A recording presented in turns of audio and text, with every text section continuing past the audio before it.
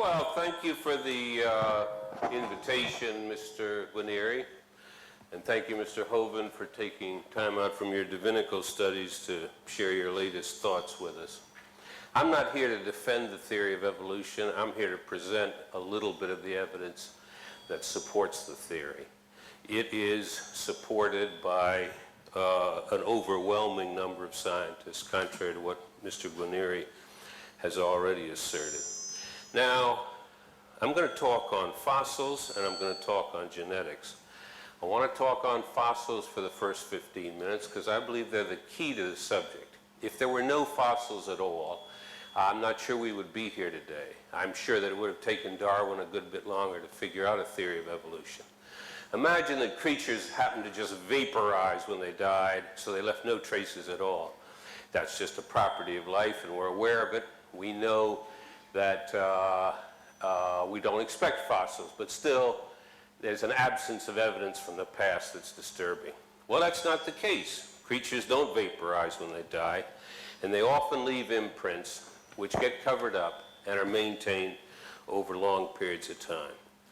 Now, you may not know or guess how many fossils have been discovered in the last 150, 200 years, but there are well over 100 billion fossils that have been discovered. There is one fossil field in which it's estimated there's 80 billion vertebrate fossils alone. There are tens of millions of fossils that have been cataloged, described, dug up, and deposited in museums and similar institutions around the world, and they've been studied. Whatever else you want to say about evolutionists, they haven't been lazy, they've been doing their work. Now, what does this huge fossil record tell us? It tells us several important things. First of all, it tells us that 99.9% of all species are extinct. That is, the fossil record largely consists of creatures that are not existing today, that have no counterpart today, but are different kinds of creatures, dinosaurs, for example. Okay, so for every one species today, there were 1,000 that went extinct. Furthermore, the fossil record, you know, I'm wondering if this thing is causing the feedback here. Oh, okay.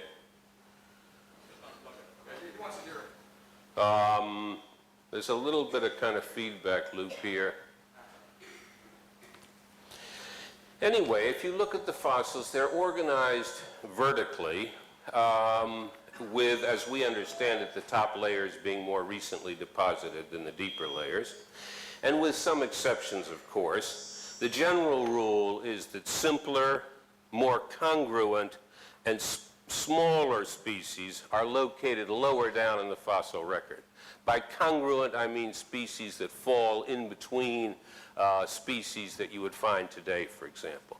So you can go back, and I'll tell you about dating in a moment, to about 150 million years ago, and you find that mammals converge on a mammal-like reptile.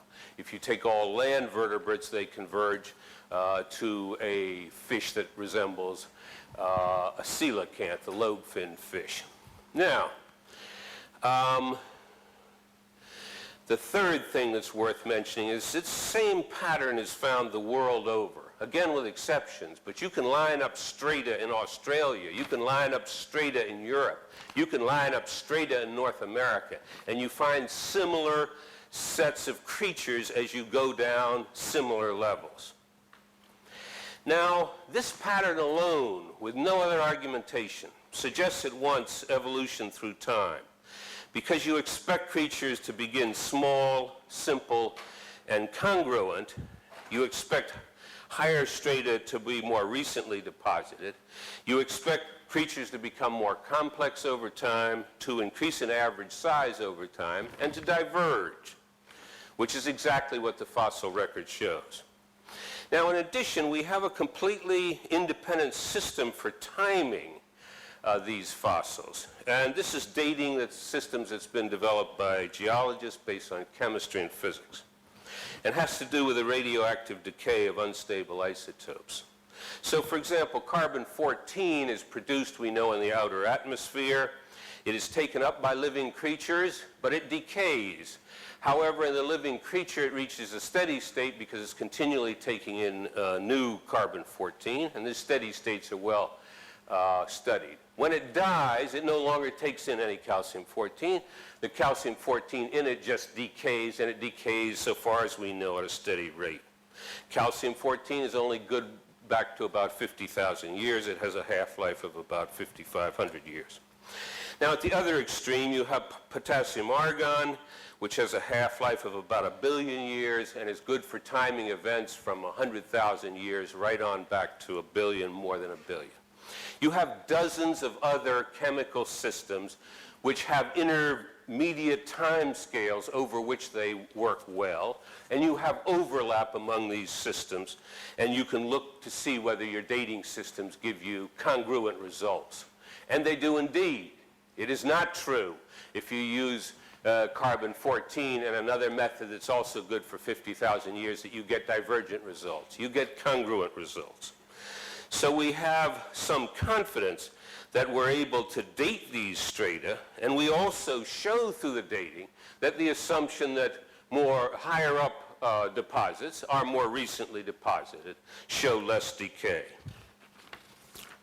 The system even works for tree rings. There are trees that are 4,000 or 5,000 years old and whose age can be counted by rings, and by which you can check to see whether carbon-14, for example, is working. Now, at the time of Darwin, there was a sufficient fossil record, so that devout Christians who were also serious scientists had to imagine 20 separate creations followed by 19 obliterations, the most recent creation being the one we're living in order to make it consistent with a simple-minded reading of certain sections of the Bible.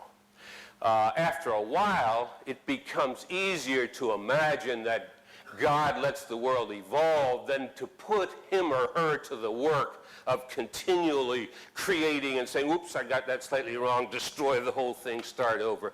You'd have to have tens of thousands of separate creations and one less obliteration to fit the data according to this theory.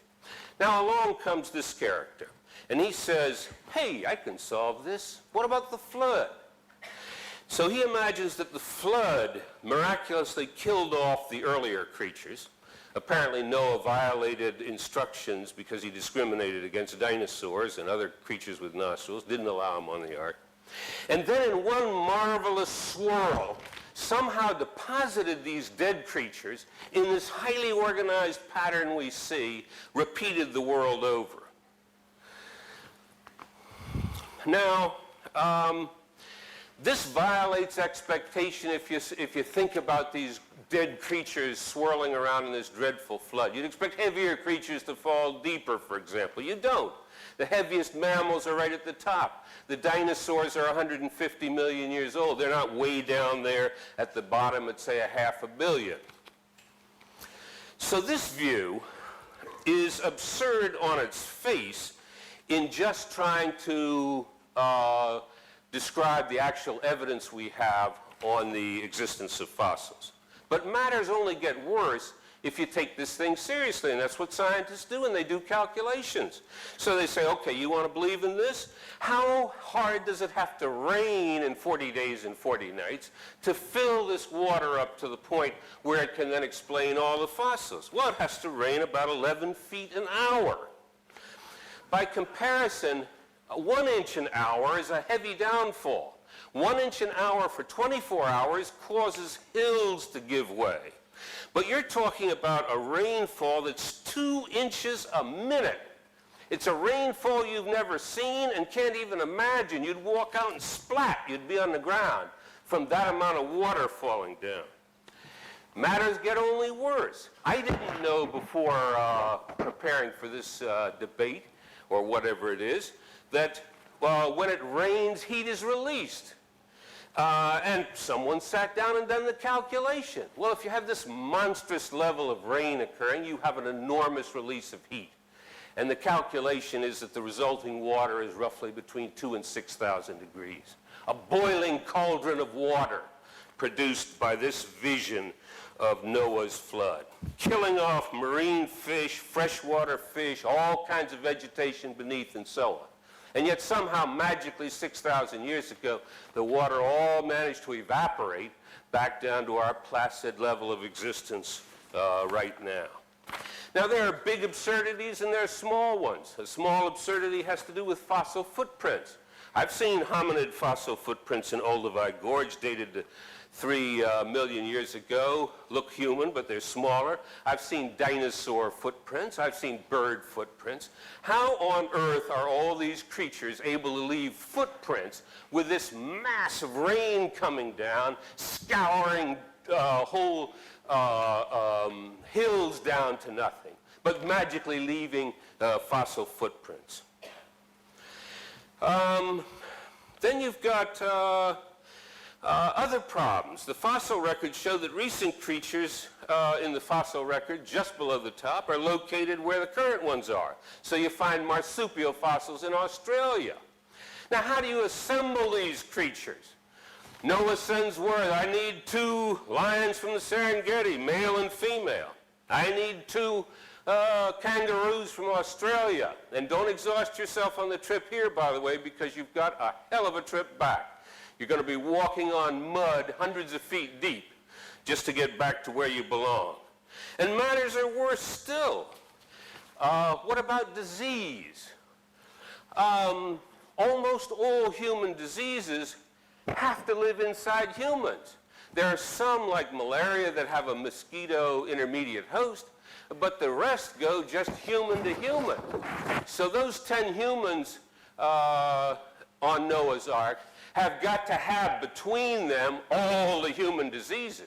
Of course, if you've got a creative mind and unconstrained by reality, you can invent an ad hoc hypothesis for that. The diseases came from other creatures, but they left no remnants back in those other creatures. Our diseases do not resemble closely the diseases of other creatures, and the same argument that applies to us applies to every one of the other species on the Ark too. In other words, when they call for 2 lions from the Serengeti, they say, and be sure one of you is bringing half of all lion diseases and the other's bringing the other half. Sick unto death they have to be to maintain biological diversity of diseases. So to summarize, we're being asked to replace a coherent, logical story based on millions of pieces of evidence, carefully analyzed and organized, and are offered instead a fanciful tale with a dreadful view of God's world, a cataclysmic world, a disaster of unimaginable proportions, which nevertheless had the magical power to produce a fossil record that imitated what you'd expect if evolution took place. I thank you.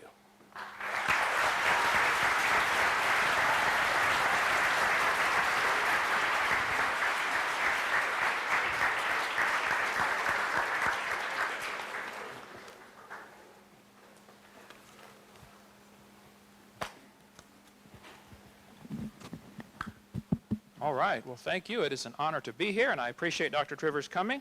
It is extremely difficult to find professors willing to defend the evolution theory. I've been turned down over 3,000 times. This has just had a few debates. I'm just a simple high school science teacher that is sick and tired of the kids being lied to in their textbooks. So we'll cover all the points that he made as time permits here. If I forget what, bring it up during the question-answer session. Okay, let's see. Let me present the creation viewpoint clearly and succinctly. So people say, you guys don't have a model that you offer. Yes, we do. It's very simple. God created everything about 6,000 years ago in 6 literal 24-hour days. This is the only possible way that I can see to explain what are called symbiosis relationships, where thousands of animals require certain plants or certain plants require certain animals. For instance, in the termite's gut, there's a little critter that lives in there that cannot live outside the termite. The termite cannot live without that little critter in there. Which one evolved first? And how did it live for millions of years without the other one? That is only one of literally billions of examples that can be found in nature that are best explained by a simultaneous creation just in a few short days. Then I believe there was a worldwide flood about 4,400 years ago that completely destroyed this planet. I think that's the only logical way to explain the fossils. There's a phenomena that takes place during floods called a cavitation, and another one called liquefaction. We can get into a bit more of that later. If you shake up a jar of dirt with water in, it'll automatically settle into layers for you.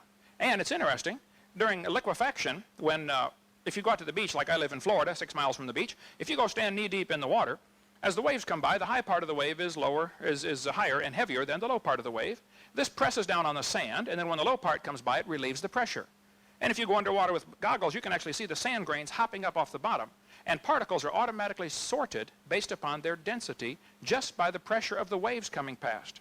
During Noah's flood, you'd get a liquefaction problem that would be incredible because you'd have no continents to restrict the tides, and the tides would be probably a 200-foot tidal change during Noah's flood, explaining the sorting of the fossil record.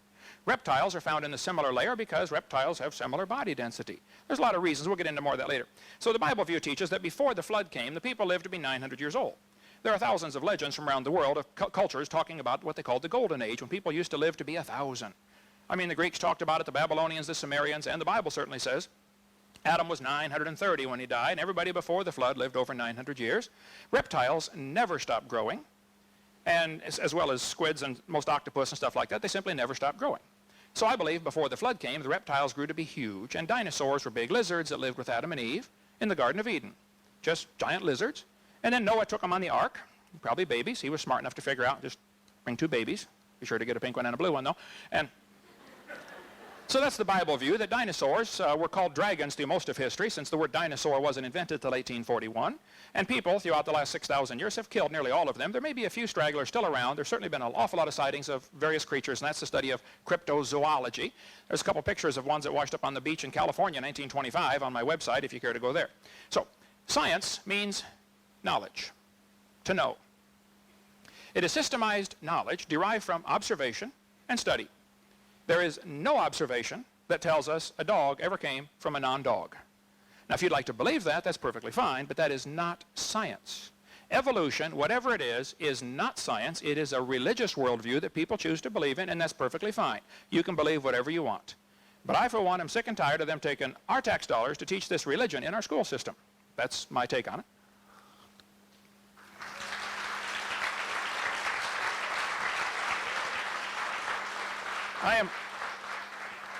I'm certainly not against science. I like science. I like it very much. As a matter of fact, we have a science center, a hands-on activity center. We have a museum.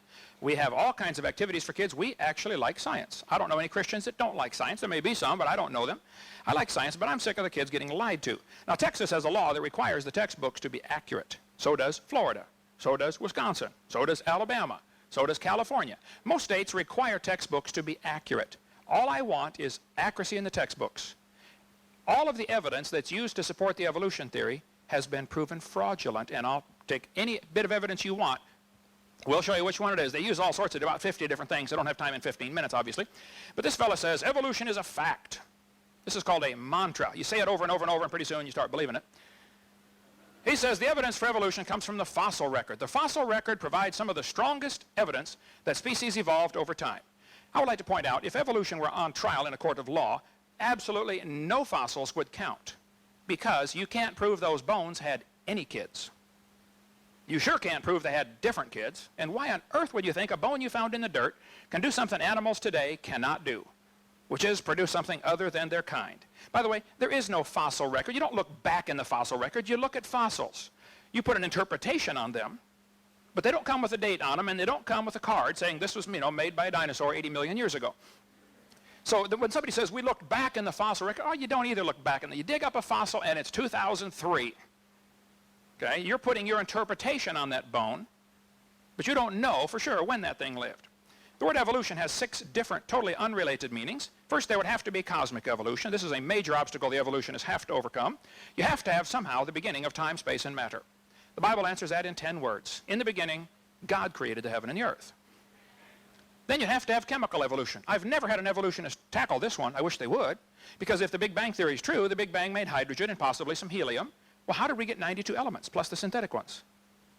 I know you can fuse them in stars, but then you can't get past iron with fusion. So you got a real problem here. And then we'd have to have stellar evolution. Stars would have to evolve. Nobody's ever seen a star form. They've seen a couple of spots get brighter, and they say, oh, wow, star forming. You don't know a star's forming. It could be the dust is clearing. There's a star behind it. There's no proof any star's ever formed out there in space that we've seen form, but we see them blow up all the time. They're called novas or supernovas. That's the opposite of evolution.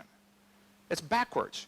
There's enough stars out there that everybody can own 2 trillion of them to yourself. I mean, it's not like there's a lack of stars to go around. Those are the ones we know about. We don't know about the ones that we don't know about. Then we'd have to have what's called organic evolution. Somehow, somewhere, long ago and far away, life has to get started from non-living material. The evolutionist is left with a very embarrassing position in believing something that's been proven wrong for over 100 years. He still believes in spontaneous generation. Life had to get started from non-living material. Now, I don't want to hear about all the experiments. You say, well, it might have happened, or we might be able to do it someday. The fact of the matter is, it's a religious belief. You have to believe that it happened. And you're welcome to keep that belief. I don't care what you believe. But don't call it science. And don't make everybody else learn that junk. You keep it at home or start your own private school and teach evolution to anybody that wants to pay and come learn it. Okay?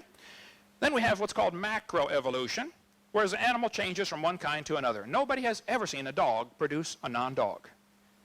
Never. Science is things we can observe and test and demonstrate. All of human history shows us dogs produce dogs. Period. Microevolution, I think, is a lousy word, and we shouldn't use it, but they do, so I'm going to explain what it means. It actually means just a variation within the kind. Variations certainly happen. Sometimes some real bizarre variations happen, but they're still the same kind. The first 5 meanings of the word are purely religious. What happens, though, students are given one definition of this word evolution, and then they switch the definition on them. It's called bait and switch. According to the Big Bang Theory, 18 to 20 billion years ago, all the matter in the universe was concentrated into one very dense, very hot region that may have been much smaller than a period on this page. Man, that's one crowded dot. For some unknown reason, this region exploded. It's called the Big Bang. They cut down a tree to print that. Where's Al Gore when you need him? That's what I want to know, yeah. This textbook says 4.6 billion years ago, the Earth cooled and formed a rocky crust. Yes, boys and girls, the planet Earth cooled and a rocky surface was created. And then as the Earth formed, the surface was similar to the moon. It was hot and there were large pools of bubbling lava. Oceans formed as it rained on the rocks for millions of years. Yes, millions of years of torrential rains created great oceans.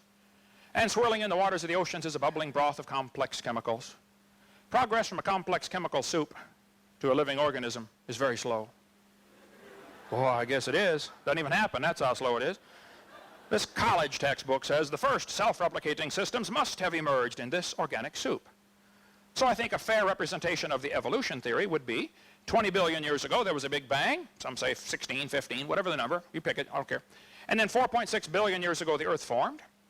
And it rained on the rocks for millions of years and turned them into soup. And the soup came alive somewhere around 3 to 3.8 billion years ago.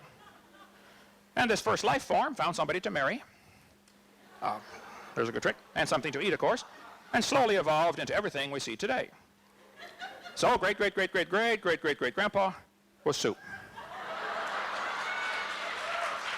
Now,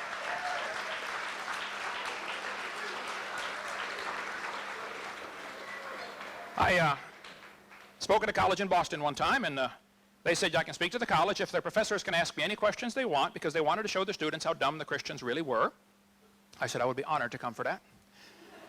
And so I got my charts out and told them what I believe. 6,000 years ago, God made everything. 4,400 years ago, big flood. And then I told them what they believe. 20 billion years ago, Big Bang. 4.6 billion years, Earth cooled down, et cetera, and we all came from soup. One professor said, Hovind, he said, there are 200 to 300 varieties of dogs in the world today. Do you mean to tell me that all those dogs came from 2 dogs on Noah's Ark? You expect me to believe that? I said, sir, would you look at what you're teaching your students? You're teaching your students that all the dogs in the world came from a rock.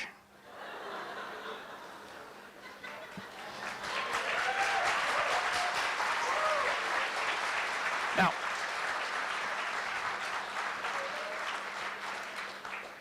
I spoke at one university, and afterwards this lady came up to me, and boy, she was angry. She said, tonight you said we believe we came from a rock. We do not believe that.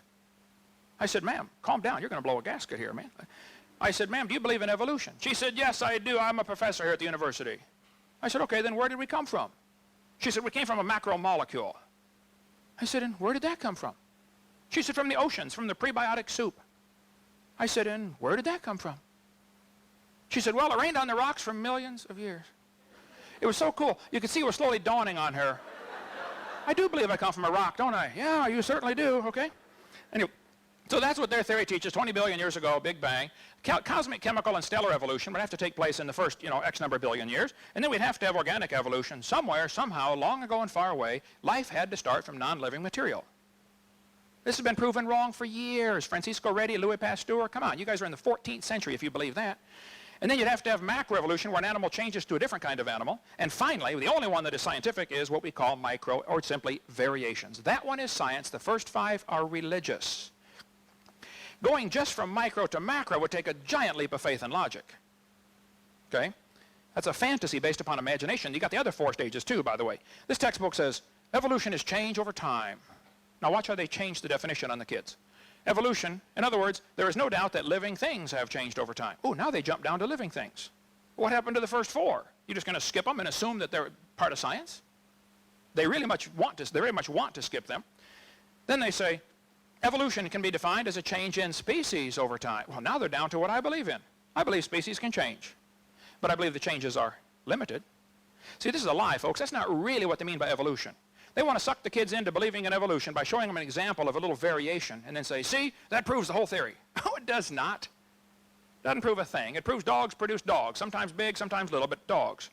All the evidence they give for evolution has been proven wrong years ago. Here's a textbook. Evidence from fossils. That's sheer baloney. No fossil counts. You don't know that that bone had any kids. Try that in a court of law, and a freshman law student will tear you apart on that one. Okay? Evidence from structure, molecular biology, evidence from development. Oh, everything they do has been proven wrong. There's no scientific evidence to support this theory except things that have been proven wrong years ago. Now, if real evidence for the theory exists, then please show me. But don't keep spreading lies as if you've got some evidence for your theory. There isn't any. Evolution is based on 2 faulty assumptions. Number 1, they assume mutations will make something new and better. That's never been observed. Secondly, they assume natural selection makes it survive. See, in order for evolution to work, one animal has to evolve a little better than the rest. Now, what must happen to the rest of them to make this work? They got to die. Evolution's a religion of death, not a religion of life. According to evolution, death brought man into the world. According to the Bible, man brought death into the world. Totally opposite. Somebody's wrong, folks. Seriously wrong. This textbook talks about mutations. And it says mutations are the original source of variation in populations. I agree. Probably all the roses in the world today had a common ancestor. Rose. Mutations do not produce evolution. Nearly all scientists agree with that. They just simply don't produce evolution. Here's a mutated bull. It's got 5 legs. There's no new information added. Here's a short-legged sheep. That's a mutant. No new information is added. He lost some information. And he's the first one the wolf is going to catch. There's a 2-headed turtle. That's mutant. It's not ninja, but it's mutant, okay? Now, he's going to freeze first winter. Nobody makes a double-neck turtleneck sweater. They don't. Okay. Scrambling up letters from the word Christmas will get you all sorts of different words, but you will never get Xerox out of Christmas. The letters aren't available. And scrambling up an existing gene code, which is what a mutation does not give you some new, improved information. It doesn't do it. This textbook shows the kids a 4-winged fly. And it says normal fruit flies have 2 wings. This mutant has 4, and by the way, it cannot fly. It says this rare mutation, like most mutations, is harmful. Now watch this. Beneficial mutations are the raw material for natural selection. Well, excuse me, why didn't they show us a beneficial mutation? Why did they show us a bad one and tell us about the good ones? Show me a good one. There's never been one. One professor said, oh, there's a good mutation. People in Africa that get sickle cell anemia cannot get malaria.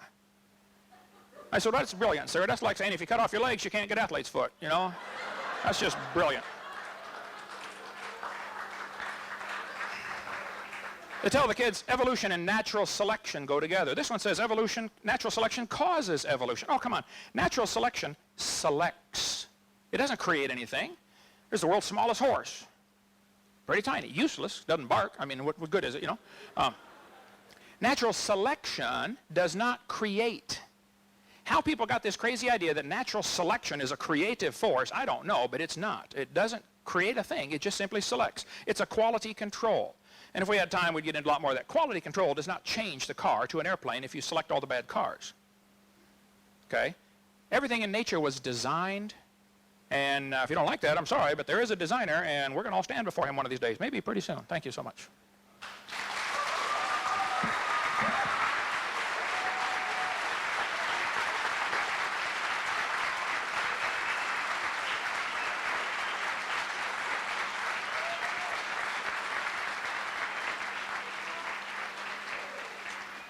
Dr. Trivers comes, we're going to be circulating a clipboard. If we have your contact information, we send you more information about upcoming events. That's the whole purpose of it. So that'll be coming around, okay? So let's start that around, guys.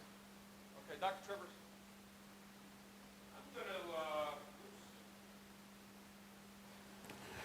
Before I turn to genetics, I want to make a few comments on what we've just heard here and the level of honesty of the person making these comments. Because this is someone who feels free to call other people liars and to use the word lie about a whole set of people and a whole set of activities.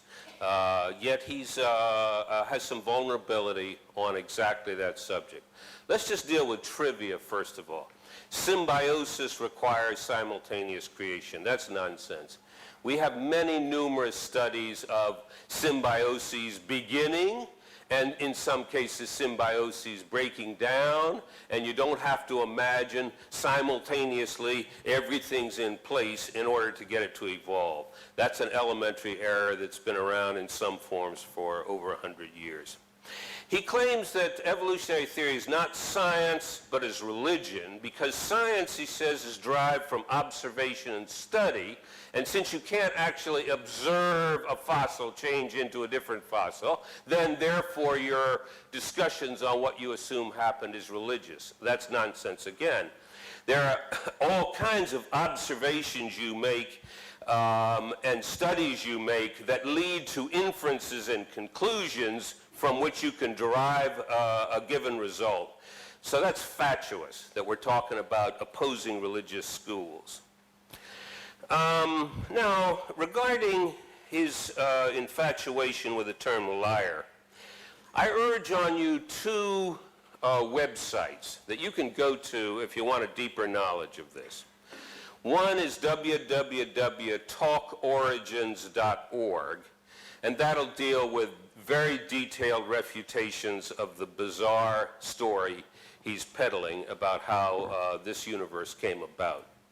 There is one that may appeal to some of you in this audience even more. It's called AnswersInGenesis.org. It is an explicitly Christian website, but it has a subsection called Arguments Creationists Should Not Use, and this is devoted to arguments that this character has used in the past and that are recognized as being dishonest in content and almost certainly dishonest in intent, including various kinds of lies he's told about Darwin's deathbed conversion, about Thomas Henry Huxley talking about free sex, a basking shark found off of Japan really being a plesiosaur, and so forth and so on. I don't have the time to deal with this kind of trivia, but I urge you, if you've got an interest in a slightly more mature Christian creationist approach, to check Answers in Genesis, or if you're interested in the evidence more broadly, to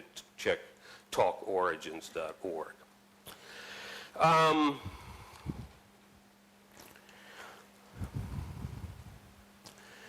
All evidence has been proven fraudulent. Everything has been disproven. Nonsense. This is spontaneous generation, he claims. Again, nonsense. Spontaneous generation was a notion that you could get a frog appearing out of nowhere. Mutations never make things better. Now, that's a lie. We have many examples of mutations that are beneficial, including, for that matter, the mutation that in heterozygous form, that's where you have one of them and you don't have the other, provides you with protection from malaria. A mutation that is disproportionately present in African American people derived from an area that was high in malaria.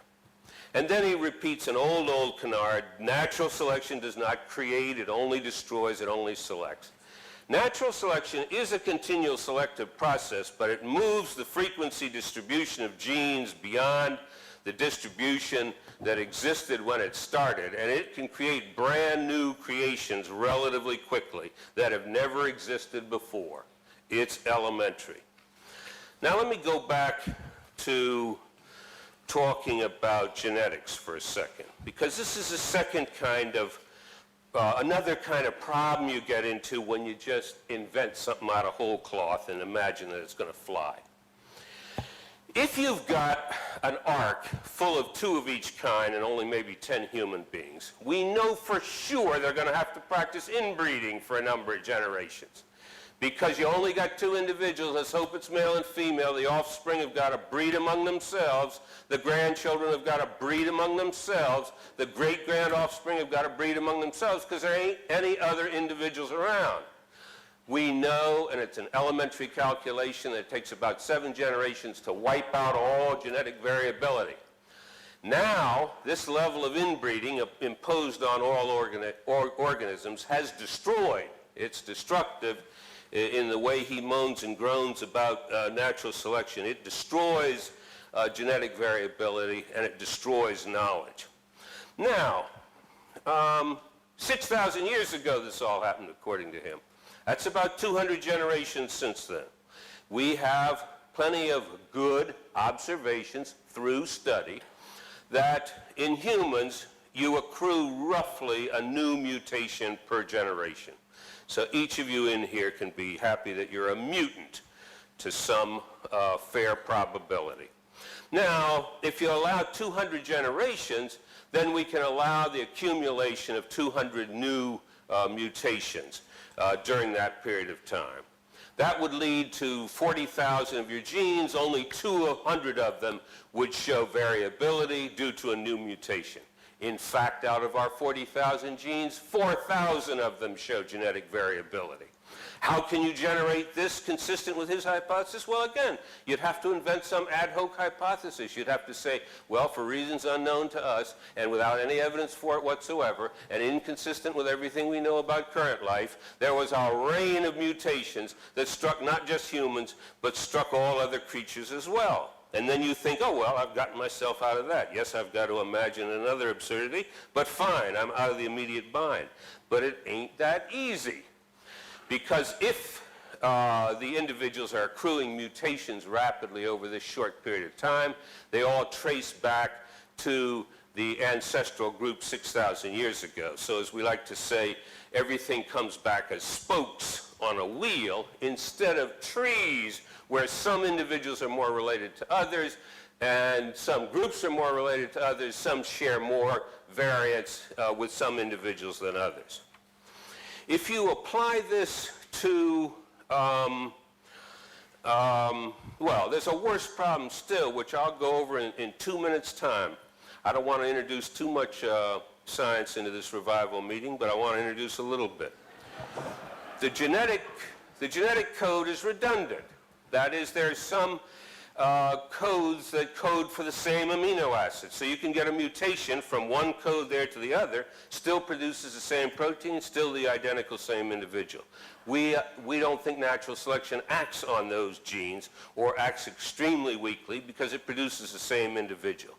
Now those change over time due to random processes, and these have been studied in some depth in the lab, and they fit logic. And they start to diverge from each other solely because of random factors. Some individuals breed, some don't, and so some variants, which are coding for the same thing, become more frequent and others less frequent. They evolve by a random walk. Well, the interesting thing about random walks is that they tell time. Because the longer the time for the walk, the further apart 2 originally identical molecules are going to become at these synonymous sites. Now, 2 things can be concluded from a world of data on these synonymous sites.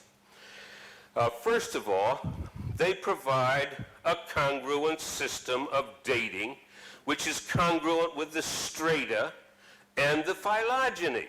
That's a very curious fact that didn't get explained by his fantasy about sorting by size during the flood. How is it that individuals that are further down show greater divergence due to random walk at these synonymous sites? And the second thing that's interesting about these data is if you are given an anchor point, that is one point in time in the past whose actual time you know, not relative time, but like it's, you dated from the methods I was telling you, geological clocks, you say it's 200 million years.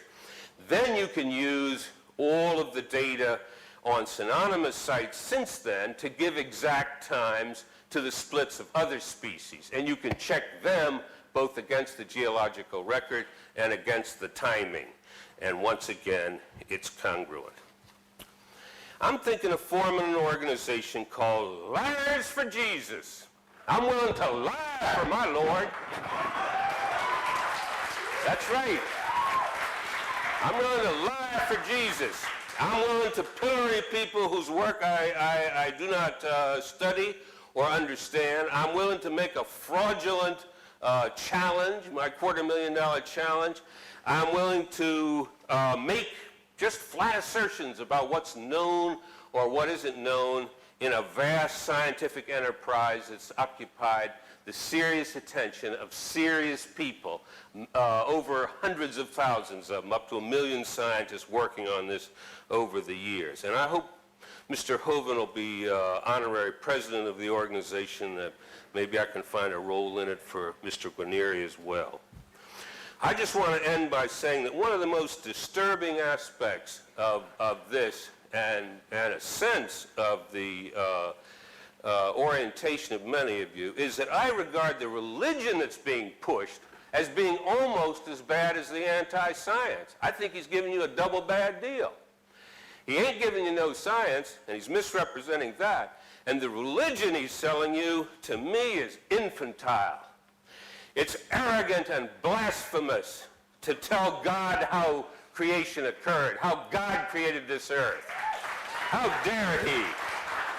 And reducing God to an anthropocentric midget, the organism that created this vast universe, is just this trivial creature running things for the benefit of humans and a particular group of humans right now.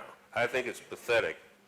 Jesus warned against those who would come in his name as false prophets, who would come crying in his name, and he said, beware of them.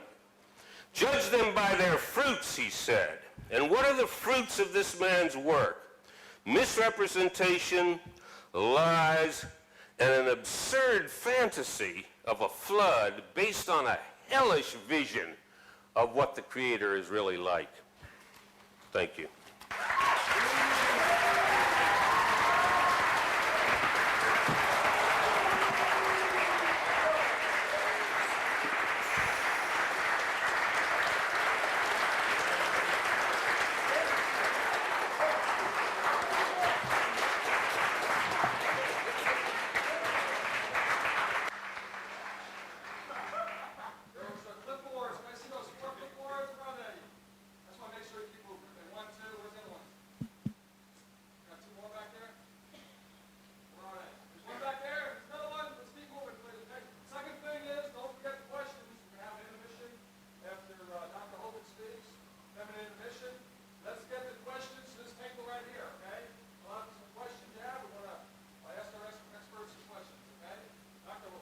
All right, thank you, sir.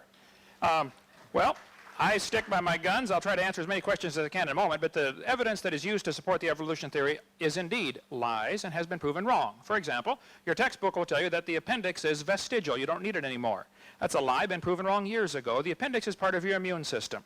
If your appendix is taken out, you can still live. There's no question about that. You can live without both your legs and both your arms and both your eyes also.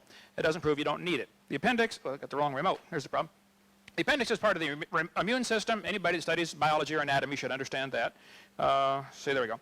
You take your appendix out, you got a better chance of getting quite a few diseases. Sometimes that's the best option, but the appendix is not vestigial. That should not be used as evidence for evolution. This textbook says the whale has a vestigial pelvis. Many organisms retain traces of their evolutionary history. For example, the whale retains pelvic and leg bones as useless vestiges. The National Center for Science Education in Berkeley, this little storefront building, says that Bossy evolved a blowhole. This is how whales evolved, according to the National Center, whose whole purpose is to keep creation out of schools, to defend the teaching of evolution against sectarian attack. This was started by Andrew Carnegie with a grant because he loved the evolution theory and gave a bunch of money to support the evolution theory in schools. This textbook again says the whale has a pelvis right here. The whales have a pelvis, vestigial pelvis, that serve no purpose.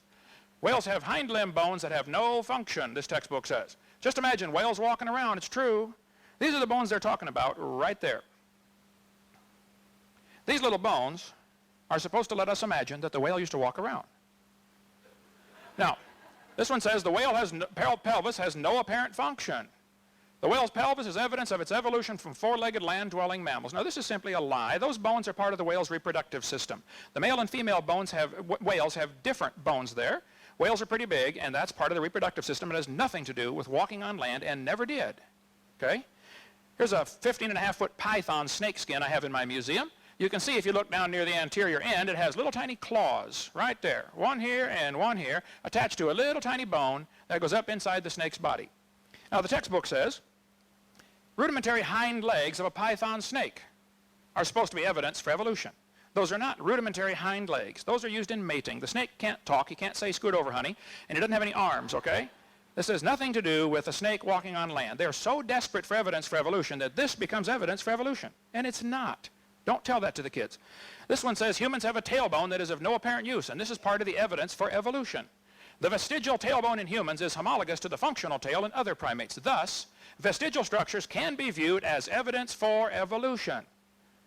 I tell people, look, if you think the tailbone is vestigial, I will pay to have yours removed. There are 9 little muscles that attach to the tailbone without which you cannot perform some valuable functions. I won't tell you what they all are, but trust me, you need that tailbone. This guy says the coccyx at the small bone at the end of the human vertebral column, it has no present function. And it's thought to be the remainder of bones that once occupied the long tail of a tree-living ancestor. That is simply a lie, folks. It is not true. Why do we allow the teachers to teach that stuff? I don't know. Let me get to a few of the, what happened here? Oh, here we go. A few of the rebuttal thing here. Let's see. Oh, went too far. Here we go. No, wrong one. There, some points made. He said evolution is supported by an overwhelming number of scientists. The majority opinion means nothing in any argument, okay? The majority opinion can think the world's flat and can think that, if you take your blood out, you get better, and the majority for 2,000 years thought big rocks fall faster than little rocks, and it's not true. They thought the planets go around the Earth, and that's not true. Fossils are the key subject. There's a huge number of fossils have been found. I agree, but none proving evolution. Fossils exist in the present. You can put an interpretation on them if you want, which is what happens with the evolution theory. 99% of the species are extinct. I don't know if that figure is correct or not. That depends on how you want to look at it, but still, that's the opposite of evolution. Extinction is the opposite of what you need. You need lots of new ones coming on. They're not organized, by the way, clearly, like as we can see later. Simpler creatures are lower in the fossil record. That's simply not true. All sorts of animals are found in all sorts of layers. Okay? There's quite a mixing of the fossil record. Carbon dating is good for 50,000 years. Well, carbon dating is fatally flawed. We cover that for an hour in video number 7. He said some of the people in Darwin's time said there were 20 separate creations. Darwin did indeed properly argue against a false teaching that was going around in his day. I don't teach that. This is a straw man, okay? I don't know any creationists today that teach that. There were some people in Darwin's time who said if there are 20 kinds of birds, then God must have made 20 kinds of birds. 20 kinds of finches, or 14, whatever it was. Darwin was correct to try to refute that particular false teaching. But nobody's taught that for over 100 years. So to bring this up now is a straw man, okay? It's not being taught. I never have taught that. He said Noah did not allow dinosaurs in the ark. He discriminated against them. That's not true. I said earlier Noah did have dinosaurs on the ark. I believe he took reptiles, which are, dinosaur means terrible lizard. It's what the word means. How much rain to cover the world? To take it 11 inches per hour. This is another straw man argument. He's assuming that all the water comes from rain, number one. The Bible doesn't say that. It says the fountains of the deep broke open. Most of the water came from inside the earth. Secondly, you don't have to cover Mount Everest. Mount Everest wasn't there. The Bible says in Psalm 104, after the flood, the mountains arose, the valley sank down, and the water rushed off. I don't know how much rain there was, but it didn't have to get it. You set up a whole straw man and say, well, take 11 inches per hour, and that will produce X number of thousand calories and all that kind of stuff, the 2 to 6,000 degrees, and it would cook everything. This is setting up a straw man and attacking it. I don't know anybody that says that, and in the creationist viewpoint, most of the water came from inside when the fountains of the deep broke open, and that's why we have all the fault lines today. The earth is busted up into plates. He said he's looked at fossil footprints that are 3.5 million years old. They're like ours, but they're smaller. Well, if you find footprints that are like ours, what should you conclude? A human walked there, maybe. A lot of people studied those footprints in Laetoli and said, well, if we didn't know they were so old, we'd think a human walked here. One professor studied it. He studied 70 people that go barefoot all their life in some village out in Africa someplace. They never wear shoes, ever. And he said their footprints that they make are exactly like the ones in Laetoli. Okay, well, you found some footprints fossilized in the ash. They're assuming they're 3.5 million years old. That's baloney. They're not 3.5 million years old. Nothing is. He said marsupial creatures are found in Australia. I agree. Marsupials tend to be less aggressive. I've been to Australia. You can walk up to the koalas and they'll, pick them up and they're cuddly to some extent. I think after the flood was over, when the animals got off the ark, the less aggressive ones would continually be driven to the fringe by the more aggressive ones. And then as the water slowly came up, as the ice caps melted, I believe the ice caps probably lasted 200 years after the flood. If there was ice caps clear down to Kansas City, Missouri, the oceans would be lower by a few hundred feet. And now you can actually walk any place in the world. There are underwater land bridges everywhere. Between Australia and Vietnam, the water's 50 or 60 feet deep. Between Russia and Alaska, the water's 60 feet deep. The English Channel, the deepest point in the English Channel is 150 feet from here to that back wall. I mean, it's not like we look at the ocean and say, wow, it's deep, it's blue, it must be deep. No, there's a lot of real shallow parts. So I think by just having larger ice caps during the flood and after the flood, there would be lower ocean levels connecting all the continents. The kangaroos had probably a couple of hundred years to walk or migrate to Australia, and it just happened as the ice was melting back and the water's rising, they ended up trapped. That's a much more logical explanation than to say kangaroos came from a rock 4.6 billion years ago. He said he wants to replace a coherent, logical story. Evolution is not coherent nor logical. There's no evidence for it whatsoever. Based on millions of pieces of evidence, I would like to see the best evidence anybody has. Just show me the best one anybody knows of for evolution. Bring that up during Q&A, please. Level of honesty. Yes, I think if somebody uses information that's been proven wrong years ago, they're liars. Ernst Haeckel said that the embryo growing in the mother has gill slits. That was proven wrong in 1874. Anybody that knows their biology knows that embryos do not have gill slits. So don't tell people they do. They're lying to tell them they do. Symbiosis can evolve. Well, you can dream about that. Depends on, I guess, how intense of a level of symbiosis you want. Evolution's a religion. Inferences and conclusions drawn from fossils. Again, fossils don't count. Answers in Genesis. I am good friends with Ken Ham. I love his ministry. I sell his books. I link to his site. He doesn't like me for some reason. That's fine. He said I use arguments that are dishonest. For instance, Darwin's deathbed conversion. I have never used that. I defy anybody to show me any time in my seminar where I've used that. Answers in Genesis is correct. That argument should not be used. His wife, Darwin's wife, apparently made up the whole story about him converting on his deathbed. The story's not true, and I don't use that. As far as Huxley and his morals, well, let me show you what Huxley said, since I get accused all the time of, hang on here. That's, Huxley said in, now it is correct that I had the wrong Huxley. I said Thomas Huxley. It was actually his grandson. Grandson Julian Huxley said, I suppose the reason why we leapt at the origin of species was that the idea of God interfered with our sexual mores. He said that on a television interview. Julian Huxley, the head of UNESCO. He said the reason we like this evolution theory is because it interfered with our sexual mores.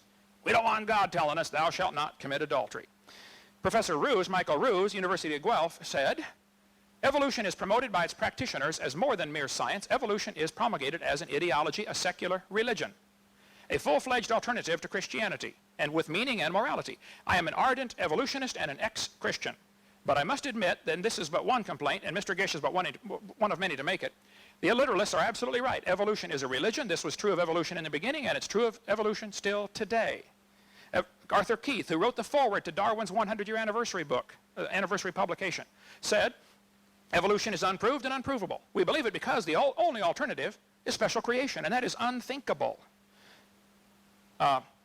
Professor Louis Bonheur said, evolution is a fairy tale for grown-ups. The theory has helped nothing in the progress of science. It is useless. Malcolm Muggeridge said, I'm convinced the theory of evolution will be one of the great jokes in the history books of the future. Evolution is a dying religion, and all religions die hard. I mean, when they burn people at the stake for daring to suggest the Earth was not the center of the solar system. And as evolution slowly dies in our culture, you're going to see real vehement attacks. I mean, people get fired from universities like this for daring to question evolution. It's a dying religion, folks. You ought to get off the bandwagon, okay? Evolution, scientists who go about claiming evolution as a fact of life are great con men. The story they are telling is the greatest hoax ever. In explaining evolution, we do not have one iota of fact. Fred Hoyle, famous astronomer from Europe, said the only way life could have come into existence is because some superintelligence having created it. Well, we could talk for hours on this one. Let me get back to where we were if we got a few seconds left here. Okay.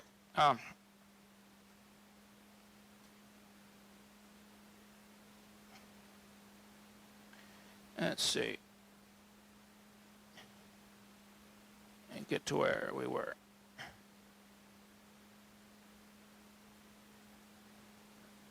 All evidence has been proven wrong. I stick by my guns. There are no beneficial mutations. But it looks to me like he wants it both ways here. He wants to say 7 generations of inbreeding will wipe out the variability, and then he turns it around and says there's not enough time to get all these variations we have. I think he's arguing out of both sides of his mouth there. I cover, let's see, I did not get into some levels of some other examples of lies in the textbooks that are used to support the evolution theory. How much time? Textbooks tell the kids that the horse evolved from a 4-toed horse, okay?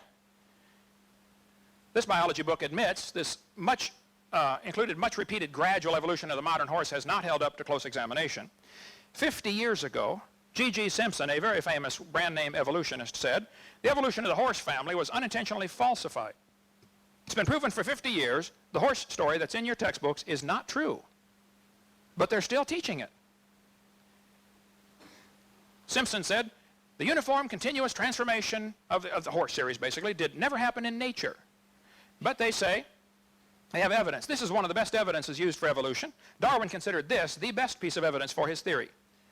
He said the embryo growing in the human has gills. This textbook says the presence of fish-like structures in embryos of different species shows that these animals have evolved from fish and share the basic pattern of fish development. They want you to think that's gills like a fish? That's simply a lie, folks. That's been proven wrong 128 years ago. Those are not gills. Those little folds of skin develop into bones in the ear and glands in the throat. They never have anything to do with breathing. I've seen people that have 5 or 6 chins and they can't breathe through any of them but the top one, okay? This is simply a lie. Haeckel read Darwin's book the year after it came out when it was translated to German, and Haeckel said, wow, what a great theory. This gets rid of God. If only we had some evidence for this theory. And Ernst Haeckel, an embryology professor at the University of Jena in Germany, lied. He took a drawing of a dog and a human, and he lied, he changed him, he made them look alike. Here are the actual drawings, these are his fake drawings. He changed all sorts of things to make them look alike. Haeckel made giant charts of his fake drawings and traveled all over Germany and held seminars on why everybody should believe in evolution. Actually, here are Haeckel's drawings compared to actual photographs taken a couple years ago. He lied. My point is, this is still being used in textbooks today as evidence for evolution. I care. I think some other people care too. Get the lies out of our books.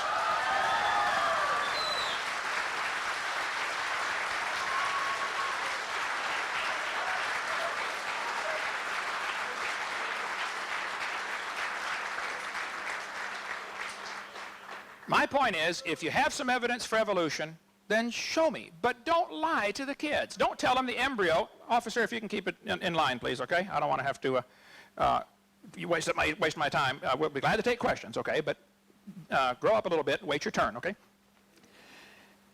This is simply a lie, but it's used in textbooks all over the world. It was proven wrong in 1874. Here it is in a 94 textbook. Here's another 94 textbook. Here's Tim Barra still teaching it. Ken Miller still teaching it in a 1998 textbook. I could talk for hours. I debated Ken Miller. Here's a 98 textbook used in Pensacola, Florida, still teaching the same lie. This one says they suggest evolution from a common ancestor because of the presence of gills. This is simply not true. Here's a 2001 textbook used for junior high saying that the similarities provide evidence that these 3 animals evolved from a common ancestor. Now look, that's not true. They don't provide such evidence. But the books teach this over and over and over. It's in books. I've been to 30 countries in all 49 states. It's in books all over the world, folks. They're teaching the same thing. They're saying it's not a human yet. It's a human at conception. Every doctor knows that. They teach it doesn't have gill slits. This is baloney. So if you have evidence for evolution, show me, but don't lie to these kids. Come on. We can go for hours and hours on lies in the textbooks. All I want is very simple. Get the lies out of the books. Then the books will be fine. There's a lot of good science in the books. We're not against science. But we're against supporting a lousy theory with false ideas, that's all. Let's just teach the truth. Teach science to the kids, and I think you'll find evolution will have to slowly slip through the cracks, and that's what they're really worried about. Thank you so much.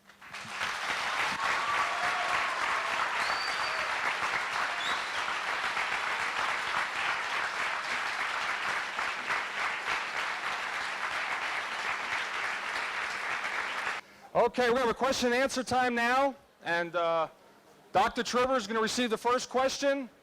He's going to have about 2 minutes. We're not going to hold him real tight to that, but we're about 2 minutes to answer the question, to finish responding, or if you respond sooner, that's fine. And then Dr. Hovind's going to have an opportunity to comment on that, and then we'll go back and forth, and for approximately a half hour for the question and answer period. So I hope your question gets in, but obviously we couldn't get all the questions. There must be like 100 questions there. So, all right. I'm going to get this microphone. Thank you. I got to give the questioners.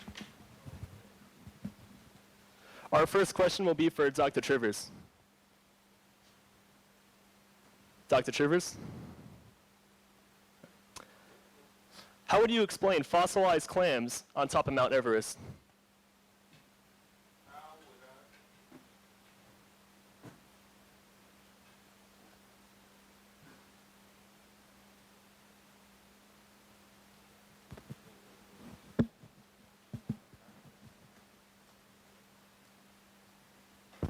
Oh, I see. Okay, now it's working. Question is, how would I explain fossilized plants on Mount Everest? And assuming there are fossilized plants on Mount Everest, I wouldn't have any great difficulty. What's that? What did I say? Fossilized clams. What did I say? Huh? Plants. Yeah, what did I say?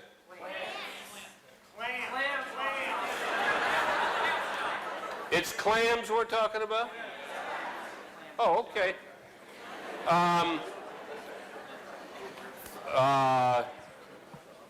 So that we're all on the same page, the question has to do with fossilized clams, not plants on Mount Everest. And I say, assuming that such exist, then I'd have to understand the geological history of the mountain. If you're a recent creationist, it all happened 6,000 years ago, and everything else is a lie, then mountains haven't changed an awful lot, except for this enormous scouring of water that took place in this deluge, unless you believe another fantasy that the water was hidden away inside and popped out, or another fantasy of Dr. Hovind's that it all came in a meteor with water until it was shown that that would be vaporized. It's well known that mountains rise through the tectonic forces that are generated by tectonic plates. So I'll just switch it. I don't know Mount Everest, never been there, but I have spent a lot of time in Jamaica, and it is well known that the mountain in Jamaica, which is 7,600 feet, came up from the ocean. On my own property that's about 2,000 feet up, not on a mountainside, you can find limestone, which of course is being generated by living creatures in coral reefs. And within the limestone, you can find clams and other kinds of marine creatures, and in some cases you can find ones that don't exist now. In fact, if you study the whole structure of the area I live in, you see repeated areas of limestone, just as you would expect if the earth was rising. And as it first comes above the water, you've got these coral reefs forming, and then as it continues to rise, those coral reefs are above water, they dry out and become limestone. Thank you. Dr. Hovind? Okay, here's a public school textbook saying climbers reaching the top of Mount Everest plant their victory flags over the remains of animals that once lived in the sea. It's a simple fact that the top 3,000 feet of Mount Everest is indeed full of sedimentary rock loaded with seashells. Here's an article from the paper last year, 2 years ago. Paleontologist, whatever his name is here, rests on a giant fossil oyster found in Peru. More than 500 giant fossil oysters were found 2 miles above sea level, some of which are 11.5 feet wide and 661 pounds. Well, interesting. These oysters are in the closed position. Petrified clams in the closed position are found all over the world, including the top Mount Everest. Now, when a clam dies, it opens. You can walk along the beach and find 1 billion seashells. You hardly ever find a matched pair, and you don't find them closed if they're dead. They open, the muscle relaxes, it's just a natural response. So I think the best explanation of petrified clams, and sometimes they're found up to 10 feet thick, solid petrified clams, jammed in there, closed and petrified. To me, it's not a problem.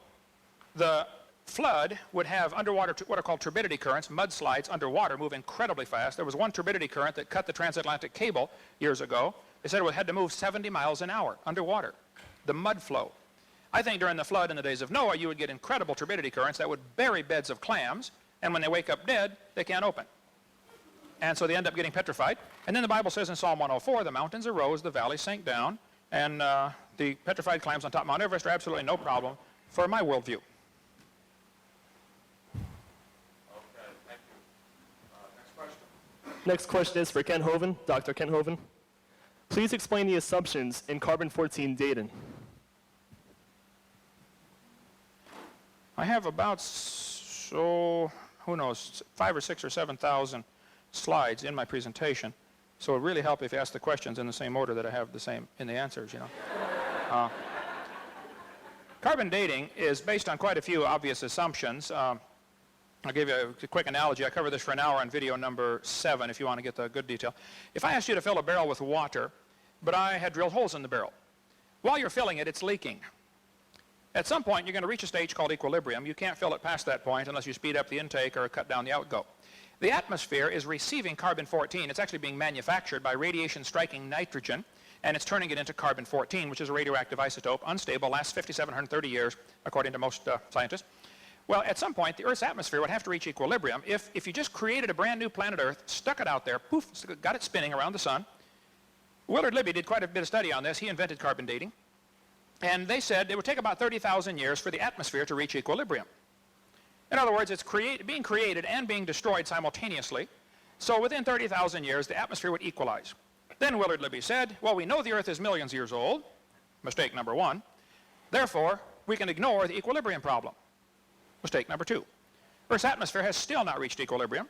Radiocarbon is forming 28 to 37% faster than it's decaying. Carbon dating is an excellent proof the Earth is less than 30,000 years old, probably much less than 30,000 years old. When you go to date animals to test their age with carbon dating, you get really wild numbers. I don't have time to go through all the other assumptions based on like the rate of burn, etc. But I can just give you a few examples showing you that it doesn't work. Living mollusk shells, carbon dated 2,300 years old.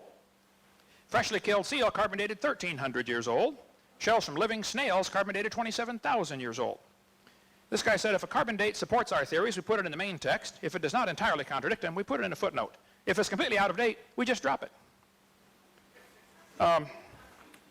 This guy says, no matter how useful it is, the radiocarbon method is still not capable of yielding accurate and reliable results. There are gross discrepancies. The chronology is uneven and relative, and the accepted dates are actually selected dates. The whole blessed thing is nothing but 13th century alchemy. It all depends upon which funny paper you read. Here's one part of a mammoth, 29,000 years old. Another part's 44,000. Same animal. That's a slow birth. 30 seconds. Well, we could talk here a long time. Geologic column. Okay. The lower leg of a mammoth dated 15,000 years old. The skin was 21,000. It just doesn't work. I'm sorry. It doesn't work. Thank you.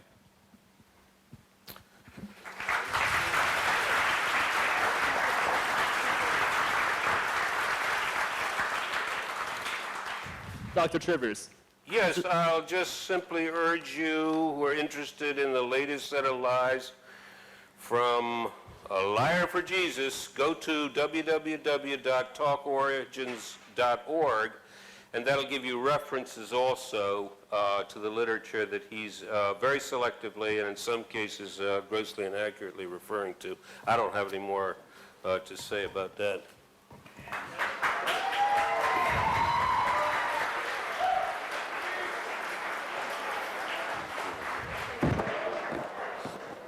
Question for Dr. Trivers. As a scientist myself, I would like to hear evolution's explanation for trees that stick vertically up through many sedimentary layers that evolution says were deposited over millions of years. I don't know the phenomenon you're referring to. Fossilized. Oh, my Lord. Whoa, my God. He doesn't know a phenomenon, but I'm honest. That's all I got to say. I don't know the phenomenon he's referring to. No booing, please. All right, Dr. Hope. All right. I do understand the phenomena, and I'm honest too, and I resent being called a liar tonight. I'd like you to be specific if you have another lie. You give me one at a time, and I'll handle it.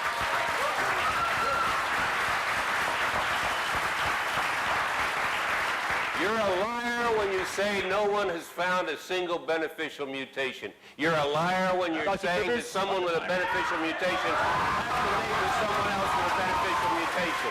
That's a specific example. That's 2 examples. We will get back to that if time permits. I would like to teach beneficial mutation. The textbooks will teach the kids that the layers of strata are different ages. This is taught uniformly all over the world, that the layers are different ages.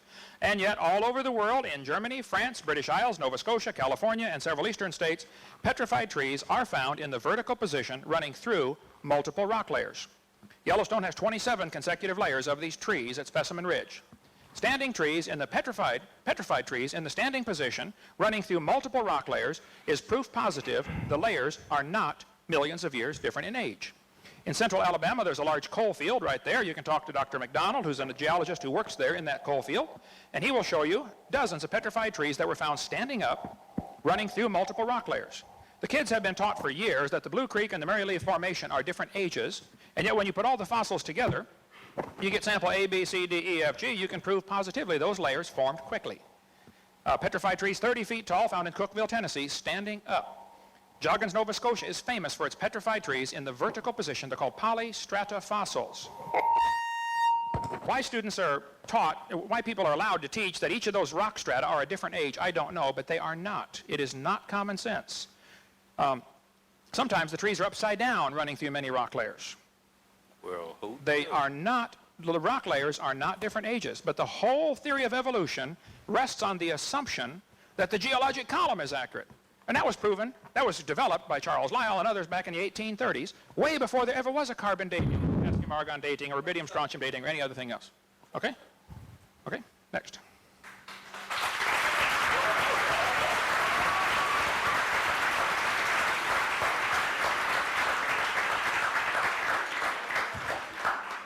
Next question is for Dr. Hovind. The Aviomomus is a bird-like dinosaur that supposedly had feathers.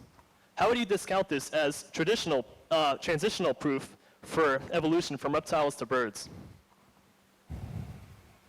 Okay. The question, did dinosaurs become birds? The Bible says God made the fowl on day 5, he made the reptiles on day 6. Evolution theory is exactly the opposite. Reptiles came first and then birds. This guy says dinosaurs are alive as birds. It's absurd. 99, the USA Today published an article about the missing link was discovered. National Geographic, the missing link, breaking news, we found the proof for evolution. Had a big article about it in November 99.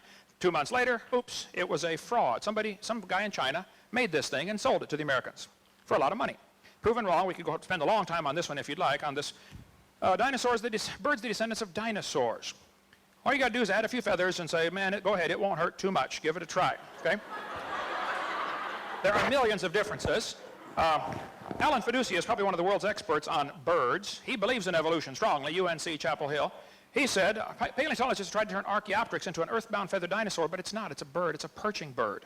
Archaeopteryx had claws on its wings, and they say that's a missing link. We don't have time to cover all this today, but there's an awful lot of evidence that the one you mentioned here, I think I have stuff on that one too. I have most of the things in here. Archaeopteryx, and none of these can be missing links, fully formed birds are found in rock layers dated by the evolutionists at 130 million years old. How could they evolve from dinosaurs? Dinosaurs lived and died, according to their theory, 65 million years ago. Here's 140 million year old birds found, much older than Archaeopteryx. Fossil remains of a bird 142 to 137 million years old, so it could not possibly be a descendant. This guy Fiducia says, GeoTimes 96 model, says there are plenty of other reasons to refute the dinosaur-bird connection, says Fiducia. How do you derive birds from a heavy earthbound bipedal reptile that has a deep body, a heavy balancing tail, and 4 shortened limbs? He said biophysically it's impossible. Lungs are totally different. Modern birds are found in layers lower than and with the dinosaurs. Scales and feathers attach differently to the body. They come from different genes on the chromosomes. Birds have a 4-chambered heart. Most reptiles have 3. Birds lay a calcium-covered egg. Reptiles lay generally a leather egg. There simply is no fossil evidence of how a reptile changed to a bird. Now, if you want to believe that, you just enjoy yourself, but that's a religion. Keep it out of our schools, please. Question for Dr. Hovind. The 24-hour day is based on the Earth's orbit around the sun. So how can the first couple of days be 24 hours if the sun and the moon weren't created until the 4th day? Good question. I think the Bible says that God is light, and it says he made light first, and our day starts at midnight when the sun's not even out. One spin of the earth is a day on earth in relation to anything. You could have a day, you could have the earth spinning in relation to anything, you know. We started at midnight, like I said. So later in Exodus chapter 20, God told his people that I want you to honor the Sabbath because in 6 days the Lord made heaven and earth. And same thing in Exodus 31. Here we have clear examples where God lumped all 6 days together as if they're the same. The sun wasn't there till day 3, or day 4, I understand, but there was light before that, and the earth apparently was spinning before that in relation to that light. That would be a real minor question or problem compared to the evolutionist problem that we all came from a rock 4.6 billion years ago, in my opinion.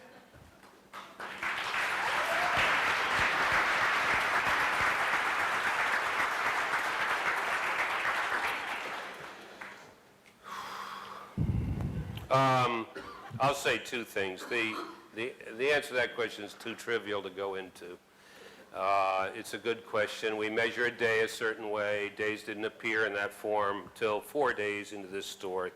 The story is a metaphor. It's not a, hey, they were really 24 hours and you can take it to the bank.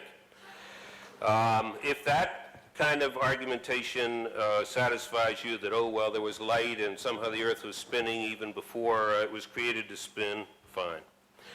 I don't have anything to say about it. I just want to go back one step. I do not believe that Mr. Hovind knows what a mutation is, because he's now shifted his criterion. Now a mutation is something that suddenly in one jump takes you from this species to a brand new species. That's why he's got to have individuals with 2 mutations matching, because that's the only way Mr. Hovind can imagine 2 new species arriving. Just like everything has to happen in an instant in creation, just like the whole paleontological record has to be wrought in a few months of this horrendous flood he's describing, so his only image, his blinkered image of how you can get a new species from another species is a single event in a single generation. I mean, there are a whole bunch of biology courses which I'm happy to know your children will be taking that'll explain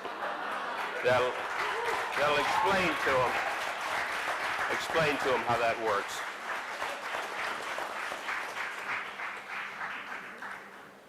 Dr. Hovind? I think that was my response to him. Let's make this the last. Question for Dr. Trivers. Yes, sir. Explain the evolution of a feather. Explain the evolution of a feather. From the scales of reptiles. Well, I just happen to have spent several months working on this problem. How am I supposed to explain the evolution of a feather? Well, it is uncertain how feathers evolved or what their initial function was. It was initially believed they evolved for flight. It later seemed more logical, and there was, again, some fossil evidence that was consistent with it, that they may have evolved for thermoregulation and later achieved a role in flight.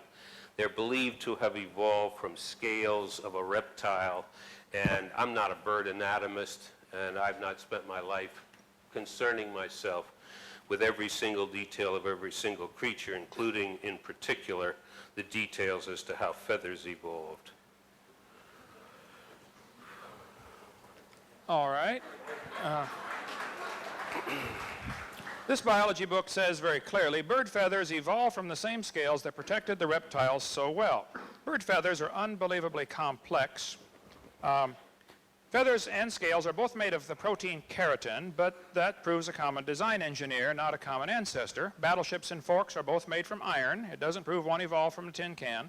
It proves iron is a good substance with which to make things, okay? And the designer used keratin to create all kinds of things.